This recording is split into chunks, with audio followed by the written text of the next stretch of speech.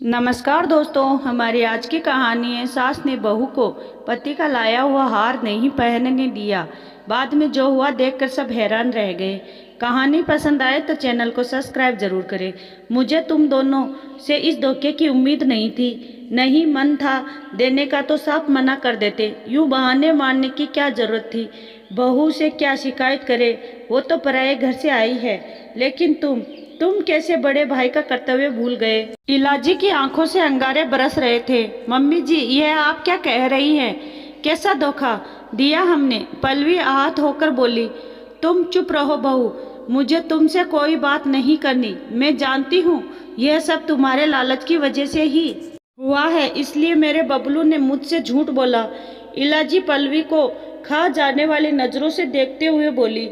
इलाजी को अपनी तरफ इस तरह देखते हुए देख पल्लवी ने नम आंखों से बबलू की तरफ देखा और फिर वहां से जाने लगी। उससे जाता देख इलाजी हुक्म देते हुए बोली, जा कहाँ रही हो महारानी?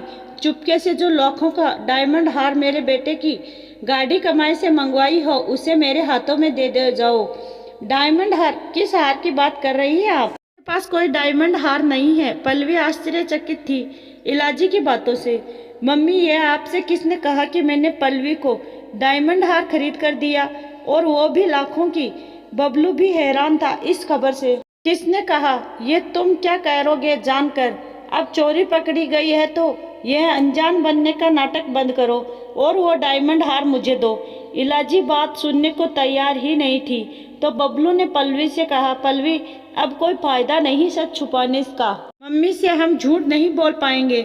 जाओ वो सेट लाकर मम्मी को दे दो। बबलू ने पल्लवी को इशारे से कहा तो पल्लवी ने हाँ में सिर हिलाया। थोड़ी ही देर में पल्लवी डायमंड हार के साथ खड़ी थी, जिसकी चमक में इलाजी के चेहरे पर लालच का नशा साफ देखा जा सकता था। उन्होंने छोटी बहू लता और बेटियों निशा और मिशा को आवाज लगाई। आवाज लगाते ही तीनों ऐसे दौड़कर आई जैसे इंतजार ही कर रही थी बुलाने का। चारों का चेहरा डायमंड हार की चमक में और ज्यादा चमक रहा था। आंखों में इशारा हुआ और इलाजी ने डायमंड हार तुरंत छोटी बेटी की तरफ बढ़ा दिया।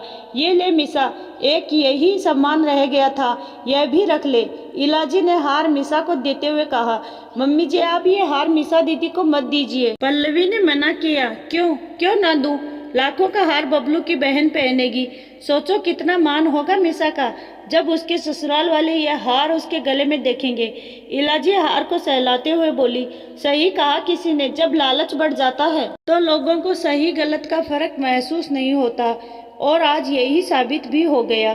पल्लवी हमेशा कहती थी कि उसकी इस घर में कोई इज्जत नहीं है। उसे और मुझे सिर्फ और सिर्फ अपनी जरूरतों के लिए याद किया जाता है, वरना लाडला बेटा और बहू तो इनका अभी भी छोटा वाला ही है।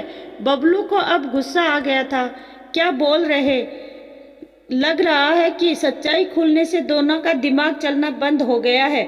निशा मुंह बनाकर बोली, सच्चाई खुलने की ही अगर बात हो रही है तो दीदी आपने जो गहने पहने हैं वो सब पल्लवी के मायके के हैं, जो आपकी शादी में मम्मी ने दे दिया। मिशा की शादी में आप लोग लता के मायके के गहने देने वाली थी, लेकिन उसने चालाकी से गहने गायब होने की खबर उड़ा दी। जब अपने यहाँ पिछले महीने पूजा का आयोजन हुआ था, उसी के बाद से लता आपके लिए बेचारी हो गई।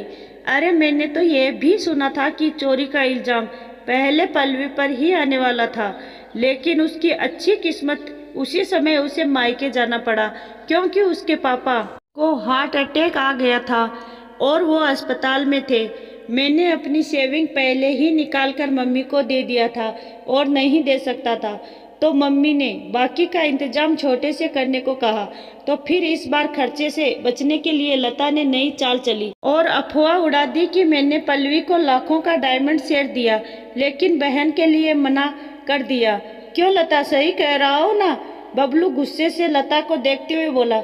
लता को झूठा साबित करने से तुम और पल्लवी सच्चे नहीं बन जाते। तुम दोनों ने भी झूठ बोला। इलाजी लता को रोते देख उसके नकली आंसू को पोंछते हुए बोली, देख लिया आपने? आप हमेशा कहते हैं कि आपका परिवार आपको समझता है, उन्हें आपकी परेशानी समझ आती है, लेकिन इन्हें तो आप झूठे और चोर सकते हैं। न जाने कितनी उम्मीदें, ढेर सारे सपने, सभी कुछ आपने इन सभी पर लुटा दिया, लेकिन इन्हें कोई कदर ही नहीं। खुद के बच्चों की ज़रूरतों को नज़रअंदाज किया, लेकिन इन्हें पैसे देते रहे, और आज हमें धोखेबाज कहा जा रहा है। क्यों, किस लिए? सिर्फ इस 500 रुपये के नकली डायमंड हार के लिए? पल्लवी रोते हुए बोली। क्या 500 रुपये का नकली हार? यह हार नकली है? मिसा अभी तक जिस हार को ट्रॉफी की तरह हाथ में जोर से पकड़ी हुई थी, अब पकड़ ढीली हो गई थी। ही तो तब से समझाने की कोशिश कर रहा हूँ, ये रहा बिल और ये रहा वेबसाइट जहाँ से मंगवाया। अब पल्लवी के पास आप लोगों की तरह असली सोने या डायमंड के जेवर तो है नहीं, तो उसने साड़ी के साथ पहनने के लिए यह ऑनलाइन ऑर्डर करके मंगवाया था। बबलू के इस खुलासे से सभी की बोलती बंद हो गई। लता वहाँ से धीरे से खिसकने लगी और मीता सिर झुकाकर बाहर जाने लगी तो बबलू ने तंज किया, आज इस नकली हार ने आप जैसे लोगों के चेहरे पर से नकली अपनेपन का भी चेहरा हटा दिया। मिसा की शादी तक हम लोग साथ हैं, उसके बाद मैं आप लोगों से अपने सभी रिश्ते को एक लक्ष्मण रेखा से बांध कर यहाँ से चला जाऊंगा। बबलू की आंखें नम हो गई और वो पल्लवी का हाथ पकड़कर बाहर आ गया, क्योंकि आज अपनों पर उसके विश्वास की नींव हिल चुकी थी। आपको कहानी कैसी लगी? लाइक और कमेंट करके ज़रूर बताएं।